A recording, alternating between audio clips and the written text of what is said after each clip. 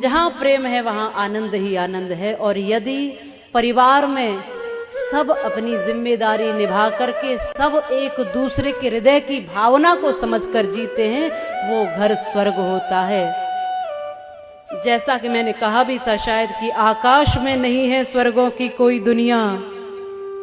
कहते हैं ना, मरने के बाद, पिताजी के जाने के बाद लिखते हैं बच्चे, हमारे पिताजी स्वर्गवासी हो गए।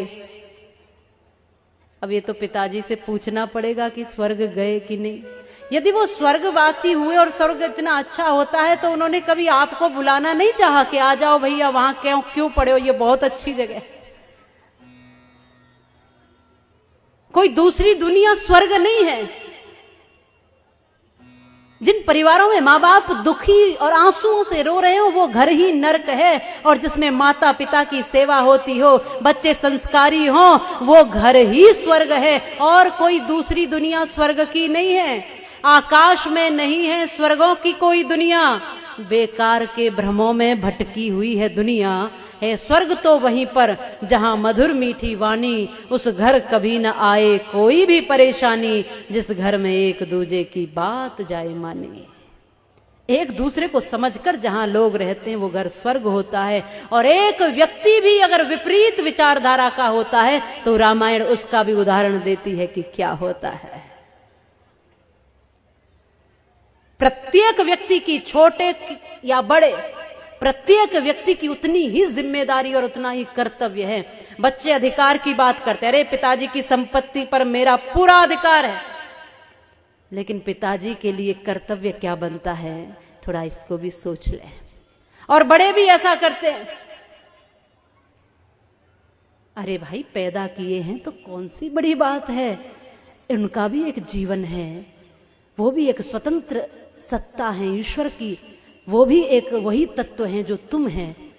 इसलिए छोटा हो ये सोच करके उसको छोटा नहीं समझना है। प्रत्येक व्यक्ति ईश्वर का अंश है। हो सकता है कि बड़े लोग कुछ दिन पहले इस दुनिया में आ गए हैं, बच्चे थोड़े दिन बाद इस दुनिया में आए हैं, बस उतना ही तो अंतर है, समय का अंतर है बस। क्योंकि बड़प्पन तो व्यक्ति के कर्म से होता है। जो छोटों को भी गले से लगा कर चले, जो छोटों को भी संभाल कर चले, जो छोटों को भी उनका कर्तव्य बताते हुए उनकी भावनाओं को समझते हुए चले, वो बड़ा है, चाहे फिर वो कोई भी हो। इसलिए हम सबको एक दूसरे की भावना से जुड़ करके अपना घर मंदिर बनाना है, अपना घर स्वर्ग बनाना है। वो एक गीत गाती थी पहले, घर में महिलाएं माताएं गाती थी कि घर को ही मंदिर बनाऊंगी, कहीं बाहर न जाऊंगी। शायद आप भी गाते हो, पहले हमने सुना था कि सास अपनी को कौशल्या बनाऊंगी, ससुर जी को दशरथ बनाऊंगी, पति को मैं राम बनाऊंगी, कहीं बाहर न जाऊंगी। मैंने ऐसे कुछ शब्द गाती थी कि मैं घर को ही मंदिर बनाऊंगी, घर ही तीर्थ बन जाएगा। जब मैं देखूंगी तो दशरथ और कौशल्या के रूप में देखूंगी सास ससुर को, पति को देखूंगी तो राम के रूप में देखूंगी, और यदि मैं खुद पार्वती बनी तो भोलेनाथ के रूप में देखूंगी, और मेरा तीर्थ, मेरा मंदिर, मेरा घर ही हो जाएगा।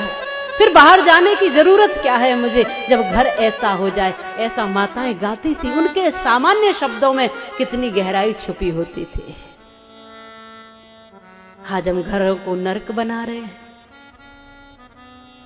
क्या बना रहे हैं? घरों को नर्क बना रहे हैं, स्वर्ग नहीं बना रहे। ये सोचना आपका काम है।